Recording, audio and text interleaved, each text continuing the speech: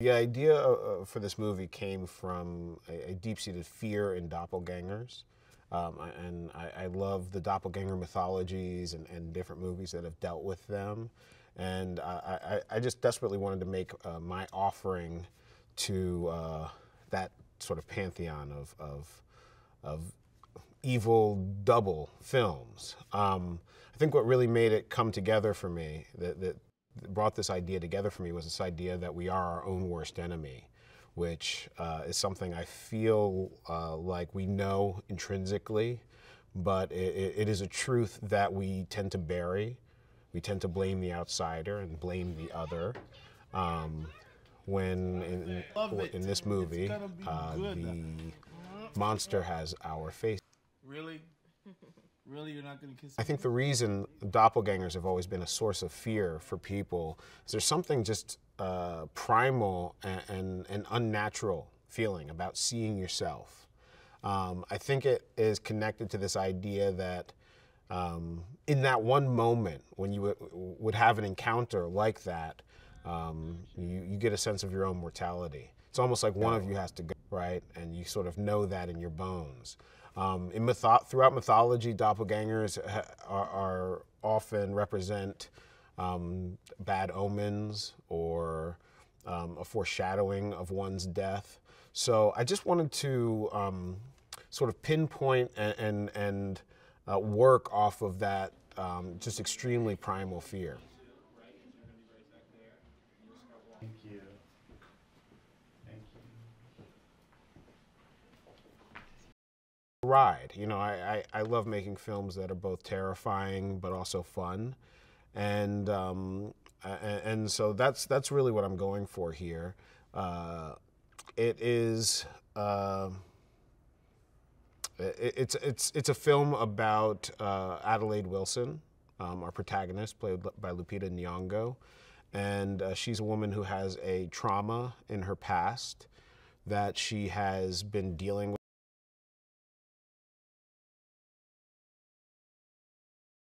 Yeah. And then that's right. And that's when you realize, oh, he's got the scissors. This is some of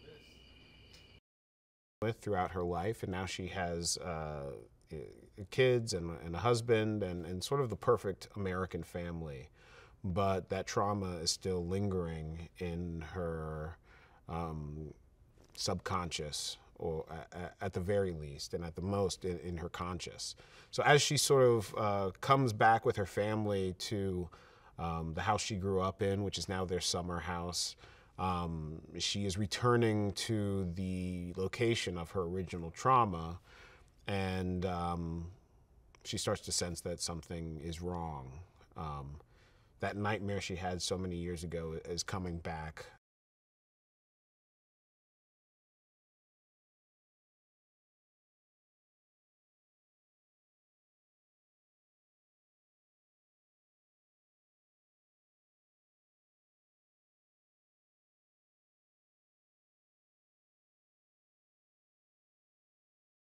Just a real fun vibe on the amusement park and the boardwalk there.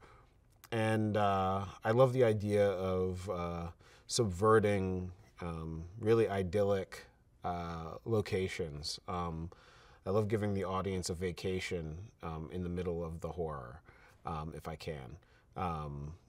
I also felt like this sort of West Coast beach vibe reminded me of one of my favorite directors, Hitchcock, of course, with The Birds and Vertigo, which in its essence is a doppelganger tale as well. So I kind of wanted to explore the Hitchcock country. When Lupita throws herself into the emotion like no one I've ever really worked with. She's so committed, so thorough in how she prepares for a role, and with this opportunity to play two roles, she really rose to the challenge, and it was crazy. Adelaide, the protagonist, the matriarch, I think is a character that really centers the audience and gives us an emotional connection with someone throughout this movie. When Lupita was playing Red, something entirely different happened. She would walk into the room and you could just feel it sort of ice over. She has this amazing anticipatory presence in that character, and you just know within moments of meeting her that she holds all the. Winston Duke plays Gabe Wilson, Adelaide's husband. He's a very fun, charismatic character. He, you know, on first look, he is a sort of patriotic patriarch who is kind of a goofy dad, but one that has a certain enthusiasm and spontaneity that sort of makes him the spirit of the family. But he, you know, he doesn't think too far before he acts, and that's been a little bit of a strain in his relationship with Adelaide. And then he plays Abraham, who is Gabe's tethered. Abraham is a terrifying presence. He's big, he's hulking, and he is sort of single-minded, a very